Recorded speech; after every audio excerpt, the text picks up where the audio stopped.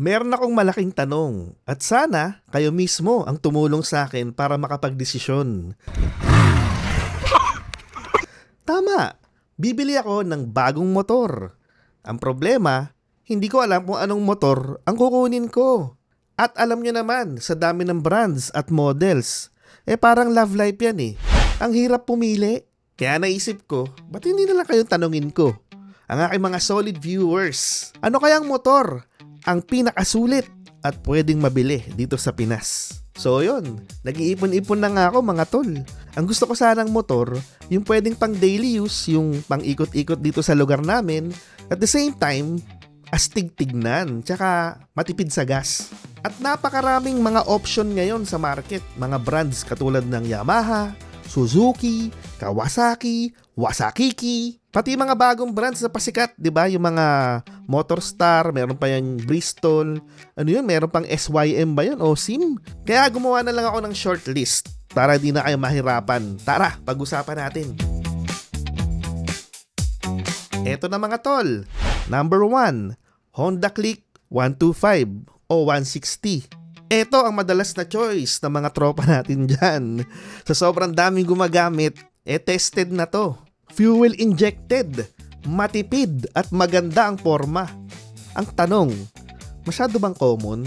Or okay lang, basta sulit? Number 2, Yamaha Aerox 155. Ito, pang forma talaga to. Ang angas ng design, di ba? Pang sporty scooter. Pero mukhang mas mataas ang presyo nito. At hindi ba matakaw sa gas yan? Worth it ba yung looks? O masyadong overhype lang? Number 3, Suzuki Bergman Street. Eto, kung titignan mo pa lang parang pang comfortable rides na no? Malapad yung upuan. Masarap gamitin to pag traffic. Pero sabi nila, underpowered daw. Ano sa tingin nyo? Pero mukhang pogi naman to pang long rides. At ang pang-apat, Honda ADV 160. Pang-adventure yung style nito mga tol. Pwedeng pang on-road at pang off-road. Pero medyo pricey. 160cc kasi. Kaya ang tanong ko dyan, sulit ba to for daily commute?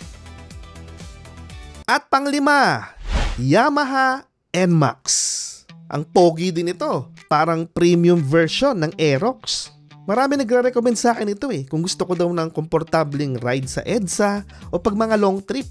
Number 6, Suzuki Raider 150. Kung gusto ko daw ng manual, ito daw ang the best. Ang angas ng makina, pang karera vibes. Pero syempre, mataas ang maintenance nito kasi mapapabilis ka mapapakarera ka. Mas aggressive yung rides.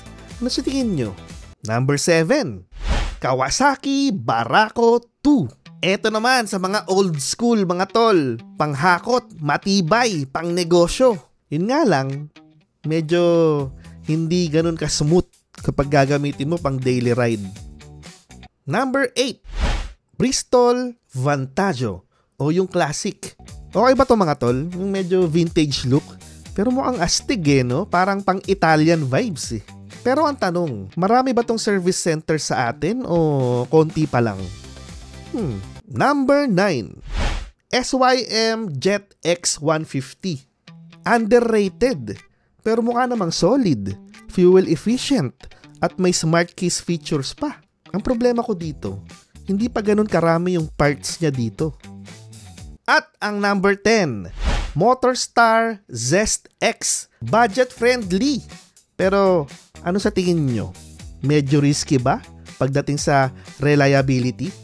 Pero kung sa forma at presyo, mukhang swak naman to. So yan mga tol, ang short list ko ngayon. From scooters to underbones to adventure style. Lahat ng klase, nilatag ko na.